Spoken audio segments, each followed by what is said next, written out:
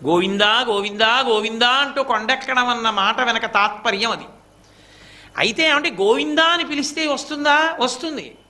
నువ్వు తెలిసో తెలియకో ఎవరిని పిలిచావో వాళ్ళు ఏం చేస్తారో అదే నీకు చేస్తారు. ప్రతిరోజు పనున్నా లేకపోయినా లెక్కలు చెప్పేటటువంటి ఉపాధ్యాయుడు అలా వెళ్ళిపోతుంటే పరిగెత్తుకుంటూ బయటకు వచ్చే గురువుగారు నమస్కారం అండి అని వెళ్ళిపోతున్నావు అనుకో, ఓ నెలలాళ్ళు చూసిన తర్వాత ఆయన ఏమంటాడు నిన్ను పిలిచి, ఏరా నీకు లెక్కల్లో ఎన్ని వస్తున్నాయి? 25కి 18 వస్తాయండి, రేపటి నుంచి నువ్వు రా నేర్చుకో, 25కి 25 వస్తాయంటాడు. ఆయన దగ్గరికి వెళ్ళి ఆయన్ని మాస్టర్ అండి గురువుగారండి అని పిలిచి ఓ నమస్కారం పెట్టినంత మాత్రం చేత ఆయన ఏం చేశాడు? ఆయన ఏ ఉపకారం చేయాలో అదే చేస్తాడు. లెక్కల్లో 25కి 25 వచ్చి గోవిందా అని పిలిస్తే ఆయన ఏం చేస్తాడు? రక్షకుడు కాబట్టి వాటి వలన పాడవకుండా వాటి వలన వాడిని ఇచ్చిన వాడెవరో వాడిని